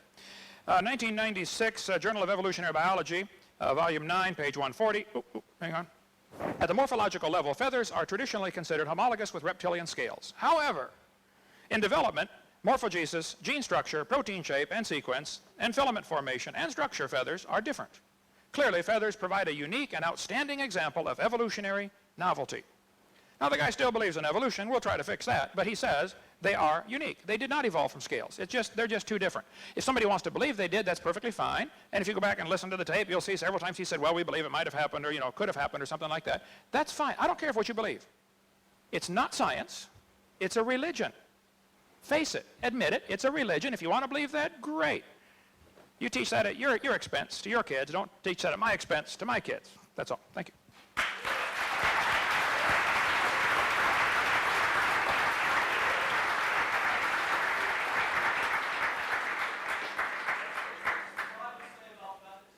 His turn over here. This will be our last question for Dr. Hovind. If creationists believe the universe was created 6,000 years ago, how do you explain the galaxies and stars, which are millions and billions of light years away? I don't know that I can do that in the time allotted. I will certainly try. We cannot tell the distance to stars beyond a few light years. I'll show you the problems with that in a hurry here. I wish we had more time. I cover this in great detail on video number 7. Let me get up to, or if you watch, it's on my website too, a long answer to this. Stephen Hawking said, stars are so far away, all we see is a pinpoint of light. The biggest telescope, looking at the closest star, all you see is a dot. To measure the distance to something you cannot touch, you have to use trigonometry. You have to know 2 angles and a side, or 2 sides and an angle. Earth is 8,000 miles in diameter, which is basically 0 compared to star distance. So what they've done to enlarge the triangle is they look at the star in January and look at it in June, and now you have a 93 million mile radius on a circle, which is 8 light minutes. So a 16 light minute diameter. A year has 525,000 minutes in it. So if you had 2 surveyors 16 inches apart looking at a dot 8 1/3 miles away, that's the ratio you have using Earth's orbit as the base, looking at 1 light year. That makes an angle of 0.017 degrees. To measure 100 light years is clearly impossible. That's like 2 people in Pensacola on my roof, 16 inches apart, looking at a dot in Chicago. 15 billion years is clearly impossible. We just simply can't measure those distances. Stars probably are billions of light years away. I don't know. Nobody does. This textbook says you can measure 100 light years. Well, I doubt it, but I'll give them 100. So we don't know the distance to the stars. They could be billions of light years. We also have proven pretty conclusively here in the last 20 years that the speed of light is not a constant. At Harvard University, in '99, they slowed light down to 38 miles an hour. The next year, they slowed it down to 1 mile an hour. The next year, they brought it to a dead stop. This was done at Harvard, Smithsonian, and Cambridge. That's what science is, something repeatable, observable, not hypothetical. At Princeton, meanwhile, they speeded light up to 300 times the speed of light. The speed of light has decreased so rapidly over time that experimental error cannot explain it. Astronomer Barry Setterfield from Australia said. Here's the chart showing the decline in the speed of light. If we had time, we'd talk about all that. The speed of light was apparently exceeded by a factor of as much as 100. Everything's documented at the bottom of the screen and on my website. The speed of light was 10 billion times faster at time 0. According to the Big Bang Theory, the speed of light had to be faster. The speed of light may have changed over history, study says. A shocking possibility is the speed of light might change in time during the life of the universe. Now, 2002, August, Sydney, Australia, said the speed of light may not be a constant. The speed limit of the cosmos is being questioned. There's a new book out called Faster Than the Speed of Light. Thirdly, I think that God made a mature creation. Adam and Eve were full grown. The trees were full grown. It has to be that way. You don't want to make 2 babies and put them in the Garden of Eden and give them a package of seeds and say, here, plant these quick.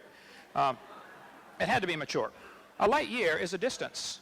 It's not a time. So if a star is 10 billion light years away, that's a distance. That's not a time. It's 10 billion light years. That's a distance. I don't know how they missed that. The speed of light is not proven to be consistent, so why would star distance have anything to do with the age of the universe? God could have made it, yesterday, if he wanted. I think he made it 6,000 years ago. Everything mature, fully formed, fully functioning. That's my answer. And how'd they say that on American? That's my final answer. There you go. Sorry. Okay.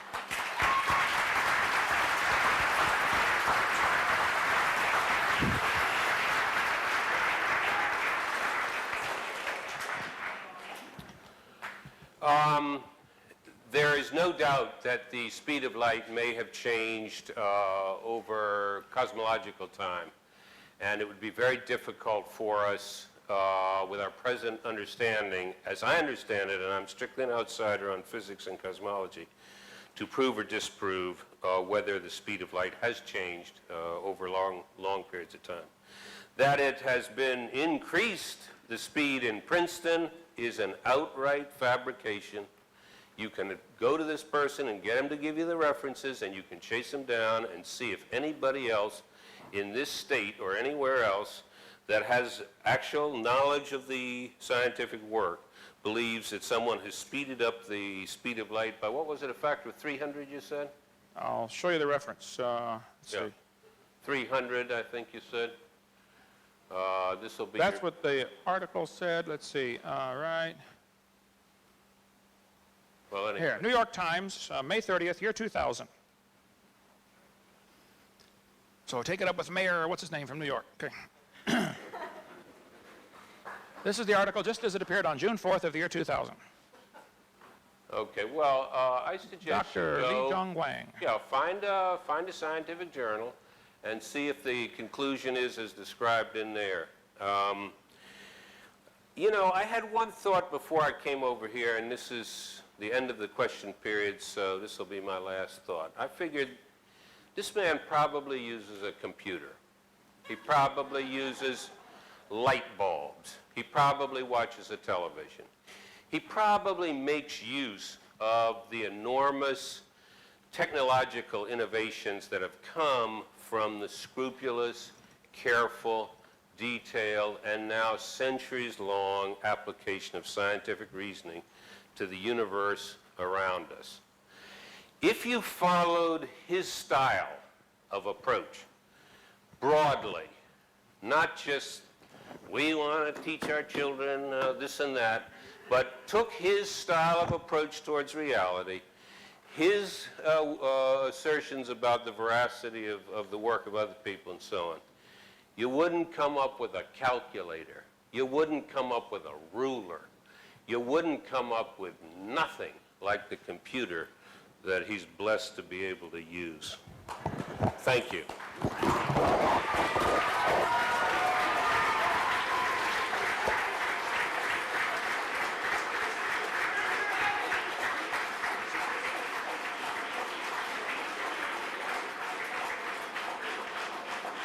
Dr. Trivers had an opportunity for some closing comments. Dr. Hovind, some closing comments, please. I certainly enjoy science. I have nothing against science, but the idea that we wouldn't have computers if it weren't for evolution is simply ludicrous. Evolution has...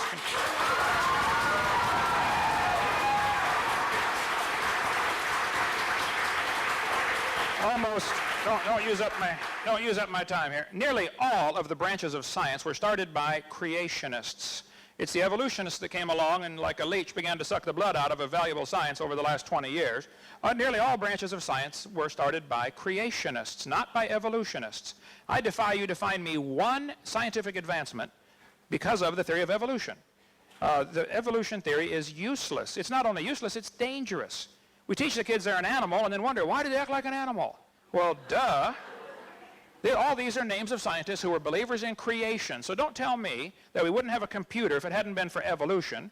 The guy who invented, like Maxwell, for instance, or Lord Kelvin, and all these guys were the shoulders that the giants were standing on, the people were standing on the shoulders of giants. These are the giants they were standing on to create a computer. Somebody had to develop the transistor and had to develop the circuitry and printed circuitry, and these guys were creationists. These guys were believers in the Bible. They thought God created the world, and it's man's duty to try to see how God did it and why he did it. I love science, and it's a useless theory. It doesn't help us get a computer or go to the moon. There's no value to it whatsoever. And I resent the implication that all scientists believe in evolution, because they don't. The guy who invented the MRI is a creationist like me. There are thousands of scientists who are creationists. Many are indeed afraid of losing their job, because there's a real prejudice against those who don't believe, who don't bow down to the sacred cow. I'm sorry, here, let me find the right one here. I can give you some examples here very quickly, since these are closing comments here, about some scientists who were wrong in past. Here, many examples of that. Dr. Robert Gentry did incredible research on the disposal of radioactive wastes at Oak Ridge Laboratories in Knoxville, Tennessee. He was one of the world's experts on granites. He published in all the major magazines saying, look, the granites have these little tiny halos in them, radiopolonium halos, indicating this rock was never hot. It forms too quickly. You can get his book or his website, halos.com, if you want to get more on that. Roger DeHart was a science teacher in a high school in Washington. He was told he could not tell his students about errors in the textbooks by passing out current science journals. You can't tell the kids there's a lie in your textbook. Kevin Haley, biology teacher, Central Oregon Community College, lost his job for simply exposing errors in the textbooks, because that's a threat to the evolutionist. Baylor University fired William Dembski because he advocated there might be an intelligent designer that caused all this. Forrest Mims was a science writer for many years, for many magazines. He was denied a job at Scientific American simply because he was a creationist. Rod LeVake in Minnesota was reassigned just because he expressed doubt in Darwin's theory. Teacher Dan Clark in Indiana was told by his superintendent that he could not introduce creationism to his class just simply by showing current science journals, saying, look, folks, it doesn't work. This is the facts. Dean Kenyon at San Francisco State University was the poster boy for evolutionists for years. He wrote all kinds of books about evolution. And then he made the tragic mistake of getting converted, and they fired him. He sued and got his job back, and now he's teaching again, but only because he was a tenured professor. If a professor stood up 20 years ago in the Soviet Union and said, kids, I don't think communism works. Capitalism's a better system, he'd lose his job or his life. We got the same censorship in America for somebody who dares to question the holy sacred cow of evolution. The students at Texas Tech University offered Dr. Denny $900 if he would debate me 4 weeks ago when I was there. He's the one who refuses to give recommendation letters to his students. He wouldn't take $900 to debate me for 2 hours. And yet he'll stand in front of his class where he's got the obvious academic and psychological advantage, but he won't take on a creationist who can answer his questions. Look, I fly all over the world. I'm willing, I do this at my expense. The churches sometimes take an offering. I want to help. You students need to see both sides of this issue. Now, why so many professors are reluctant to debate this, I don't know. I really appreciate this gentleman coming to do this. I think he's wrong, and I'm going to get him converted, but I'm glad he did it.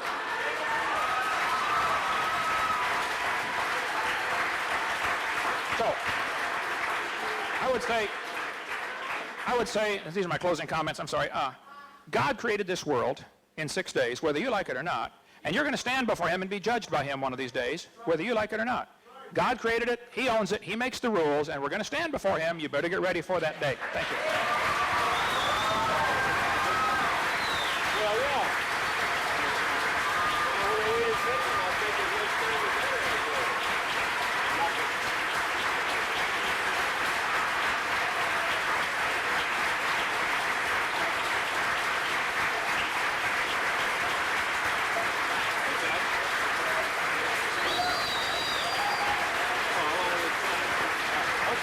Okay.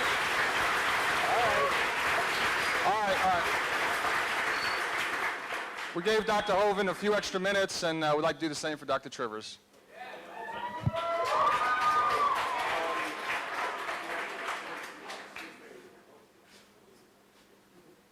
Let's see, I'll just comment on two things here. One is this fantasy he has. Can you not hear me? Okay. Sorry, I'll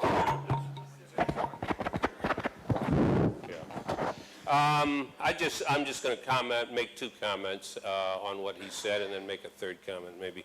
One is this fantasy he has that there are a huge number of scientists out there who are scared to come out of the closet and admit they're creationists because they're going to lose their jobs. One of the best protected institutions in this country is tenure, which says that after you've taught for 6 or 8 years and you're accepted for tenure at a university, it's extremely hard to be kicked out of the university. There's only one tenured Rutgers professor who's been detenured, and that was for practicing slavery, all right? Not for espousing creationist thoughts. So forget that fantasy. The second thing that I don't want to waste my time illustrating here is that he makes the assertion, let's just call it a falsehood to protect his feelings, that there's not a single useful thing that's come out of evolutionary biology, and that's just lack of knowledge on his part, or pure bigotry, or some unique combination of the two that he's found comfortable to live with. When you are treated for a disease in a hospital, when you are given antibiotics, indeed when you are told to take them for 10 days for reasons he's given, when biological control agents are used to control pests of plant species and even animal species that we depend upon, all of that work is based on evolutionary logic, and a number of those studies and advances have been made by evolutionists. So it's just another one of these, let's make a wild assertion and see whether we can get it by this audience. The final thing I'll say is that I've noticed a, let us call it disappointing level of emotional and intellectual development in some parts of the audience, in which it seems that all you need to do to get straight on whether this universe evolved or did not is to cry for the name of Jesus and to amen, brother, amen, and go back and read the Bible as if every single word was printed in stone, and bypass, yes. But even here, there's biblical scholarship that this kind of organism is not going to give you. And I'll just give you one example from Ecclesiastes. Remember now thy Creator in the days of thy youth, when thy strength waneth not, and you say, I shall have no use for them. Why them? Where's them in there? Well, the original word was not creator. The original word was temple prostitute. And the statement was, remember now thy temple prostitute, because that was the way you gave tithes. That was one of the ways you gave tithes in church back then. When your strength waneth not, and you have not, and when you do not say, I have no use for them, for the temple prostitutes. So if you want to take a kind of infantile approach towards Scripture, where you're not even willing to consider problems of translation and real meaning, well... That's one version of it. Yeah. Okay.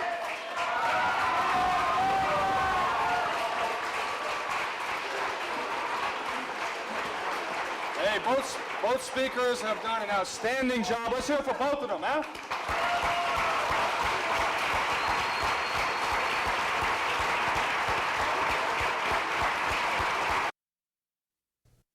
We hope you've enjoyed watching this debate on the topic of creation evolution. This is not just an academic subject. If the creation story is right and God created this world, then we better do what God says. And if you're watching this tape and you're not a Christian, God loves you. He wants you to come to heaven, but He hates your sin. He hates my sin. He won't tolerate any sin in heaven. Since He created the world and He designed it and He owns it, He makes the rules. And His rule is no sin in heaven. Well, we're all sinners, which means we all deserve to go to hell, but Jesus Christ, God Himself in the flesh, died on the cross to pay for your sins and my sins. On February 9th, 1969, I prayed and said, Lord, I'm a sinner. Would you please forgive me and save me? And on that day, I got born again into God's family. You can be born again. All you need to do is admit you're a sinner.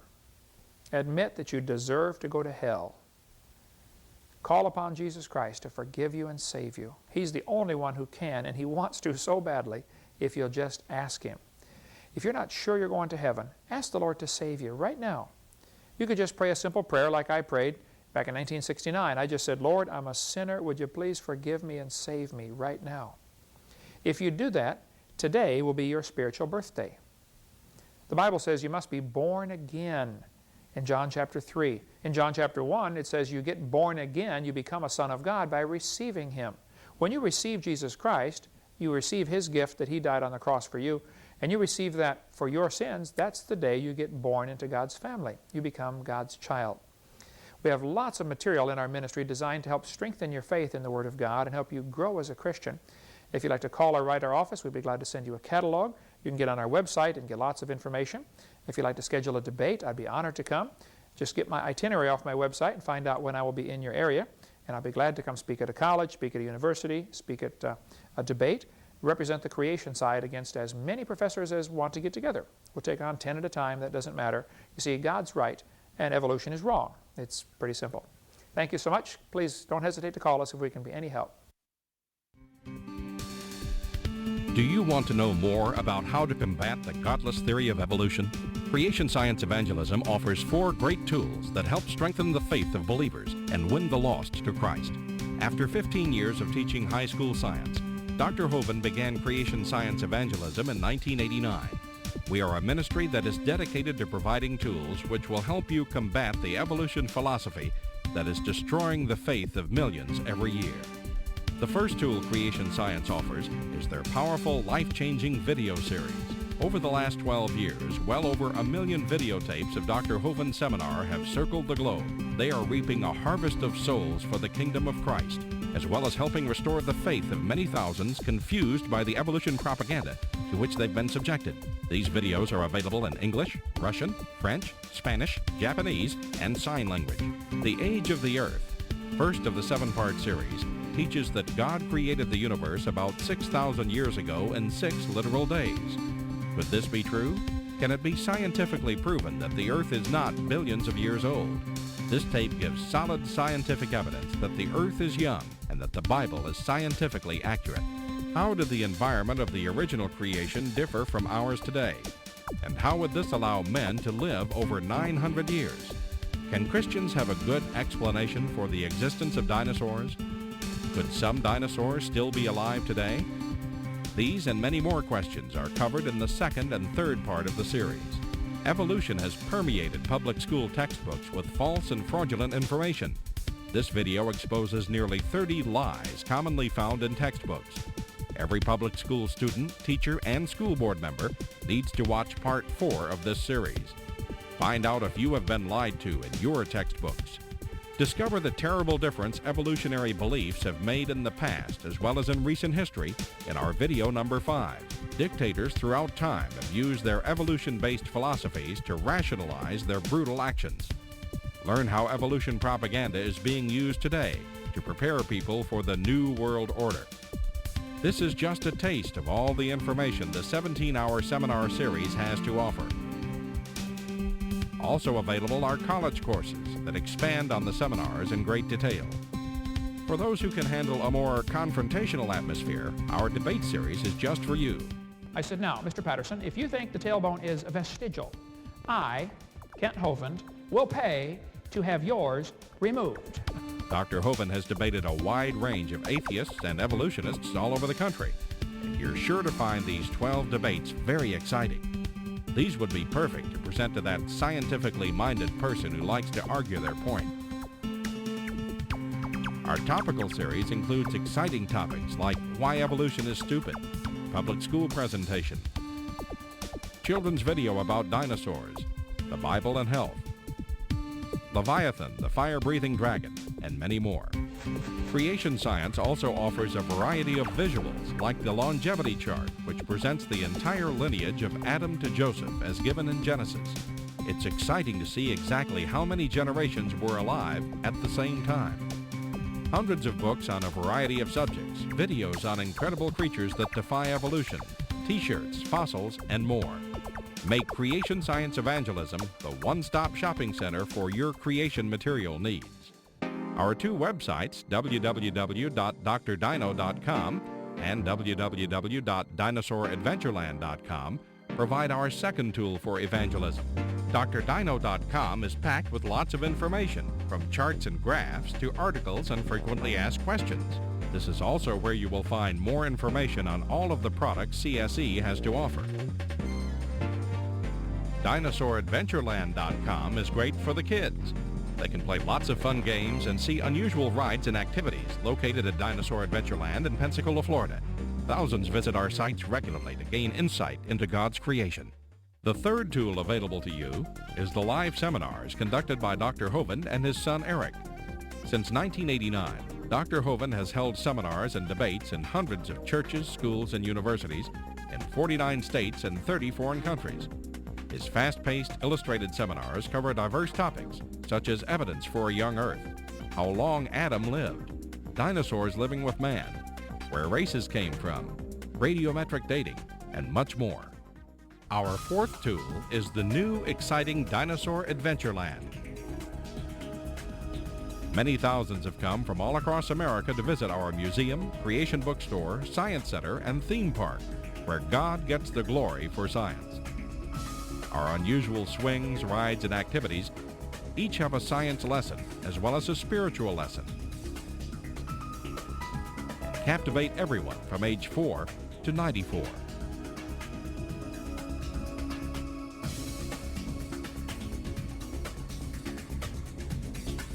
To order material, find out how to schedule a seminar at your church, or get more information about Dinosaur Adventureland, write to us at Creation Science Evangelism, 29 Cummings Road, Pensacola, Florida, 32503. Or call us at 850-479-3466. Or toll free in the U.S. 877-479-3466.